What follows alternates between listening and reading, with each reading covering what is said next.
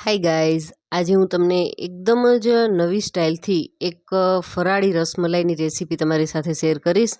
ખાવામાં ખૂબ જ ટેસ્ટી છે અને ફરાળમાં દરેક વ્યક્તિ ખાઈ શકે, નાના મોટા દરેકને ભાવે એવી અને એકદમ ઝટપટ તૈયાર થઈ જાય. ખાસ ખૂબીવાળી કે માત્ર તમે 10 મિનિટની અંદર તો તમે તૈયાર કરી શકશો. તો એમના માટે થઈ અને અત્યારે મેં આ નાની સાઇઝના 2 બાઉલ ભરી અને સાબુદાણા લીધા છે.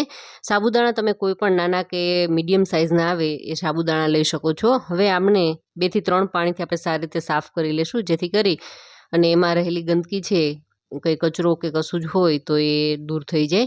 અને હવે આપણે એમને થોડું પાણી એડ કરી માત્ર એ ડૂબે અને ઉપર એક દાણો સમાય એટલી જગ્યા હોય ત્યાં સુધી આપણે પાણી ભરી અને એમને 2 કલાક માટે ઢાંકી અને રાખી દઈશું, જેથી કરી અને ફૂલી અને ડબલ થઈ જાય.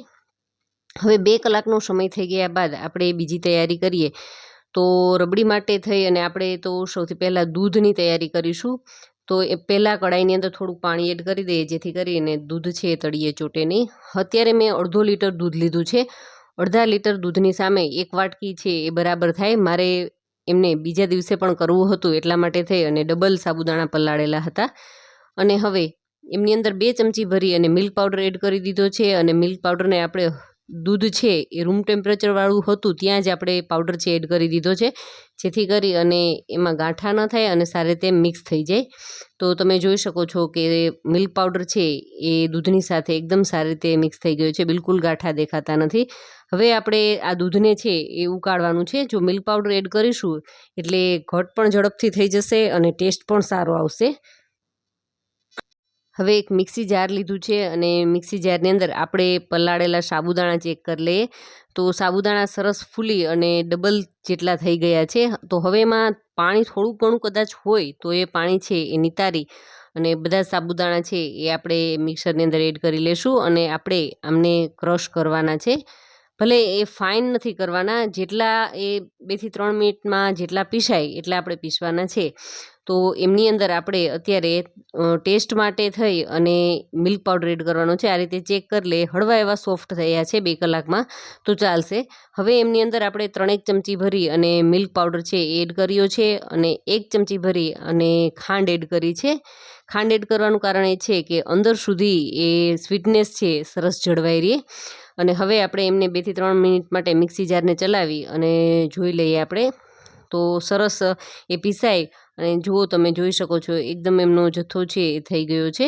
તો હવે આપણે આમાંથી બોલ બનાવવાના છે. તો હાથને ઘીથી ગ્રીસ કરી લેશું અને જો તમને હું 2 મેથડથી કરીને બતાવીશ. આ રીતે જો બોલ વાળી અને કરવા હોય તો તમે એ રીતે પણ કરી શકો છો અને આ રીતે ન કરવું હોય તો આપણે એ સીધા જ કરીશું.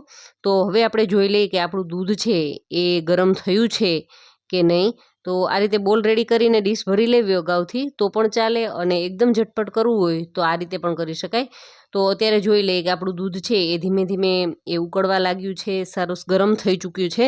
એકદમ દૂધ ગરમ થાય ને ત્યારબાદ જ આપણે એમની અંદર આપણી પાસે રહેલા સાબુદાણા છે એમના આપણે બોલ બનાવી અને એડ કરીશું. એમની પહેલાં આપણે એમની અંદર ખાંડ એડ કરી દઈએ. તો 3 ચમચી જેટલી ખાંડ છે એમની અંદર એડ કરી છે. સ્વીટનેસ તમારી અનુકૂળતા મુજબ વધારે કે ઓછી કરી શકો છો. અને થોડોક એલચી પાવડર ફ્લેવર માટે થઈ અને એડ કર્યો છે.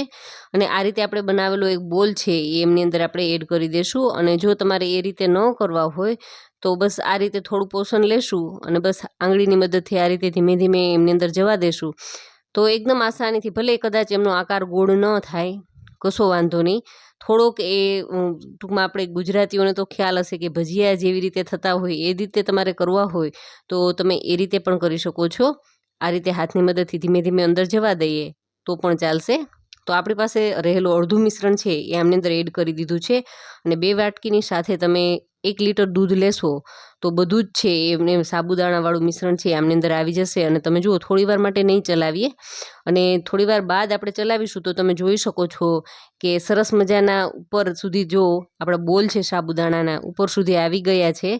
તો એકદમ ઝટપટ, કંઈ વાર નહીં લાગે. દૂધ ઉકળવા લાગશે એટલે માત્ર 5 મિનિટની અંદર તો આપણી રસમલાઈ છે એકદમ બની અને રેડી થઈ જશે. અત્યારે થોડી કદાચ પાતળી દેખાતી હોય કારણ કે એ ગરમ છે, પણ આપણે એમને 1 કલાક માટે ફ્રીજની અંદર અથવા તો 15 થી 20 મિનિટ માટે ફ્રીઝરની અંદર, ઉતાવળ હોય તો ફ્રીઝરની અંદર પણ રાખી શકો છો. તો બનાવવી એકદમ આસાન અને ફરાળમાં કંઈક નવું, કંઈક અલગ, કંઈક યુનિક ખાવાની ઈચ્છા થાય તો આ રીતે એકદમ ઝટપટવાળી મીઠાઈ છે એ બનાવી અને રેડી કરી શકશો. તો આવતા શ્રાવણ માસમાં એકવાર ચોક્કસથી ટ્રાય કરજો અને આજનો તમને વિડીયો કેવો લાગ્યો છે એ મને જરૂરથી કમેન્ટ કરજો. અને વિડીયો તમને સારો લાગ્યો હોય તો વિડીયોને લાઇક ચોક્કસથી કરજો અને ચેનલને હજુ સુધી સબસ્ક્રાઈબ ન કરી હોય તો ચેનલને પણ ચોક્કસથી સબસ્ક્રાઈબ કરી લેજો. અને આપણા બાઉલ ભરાઈ અને રેડી થઈ ગયું છે. ઉપરથી થોડાક ડ્રાયફ્રૂટ એડ કરી દેશું. એ તમારી ઈચ્છા મુજબના તમે કોઈ પણ ડ્રાયફ્રૂટ્સ છે એ લઈ શકો છો. અને હવે આપણે આ રબડીને સરસ ઠંડી કરવા રસમલાઈને રાખી દેશું ફ્રીજની અંદર. અને ત્યારબાદ તમે જોશો કે કેટલી ઘટ થઈ ગઈ છે. તો હું તમને બતાવું છું. આપણા બોલ પણ જો બિલકુલ વિખાણા નથી અને ખૂબ જ સરસ દેખાય છે. લુકવાઇઝ પણ એટલી એટ્રેક્ટિવ છે અને ટેસ્ટમાં તો ખરેખર બેસ્ટ છે. બહુ મજા આવે એવી ટેસ્ટી બને છે. તો એકવાર તમે જરૂરથી ટ્રાય કરજો અને ટ્રાય કર્યા બાદ મને કમેન્ટ પણ ચોક્કસથી કરજો કે તમારી રસમલાઈ છે એ કેવી બની. તો ઓછા વસ્તુની સાથે ઝટપટવાળી મીઠાઈ બનીને રેડી થઈ ગઈ છે. Thank you for watching this videos.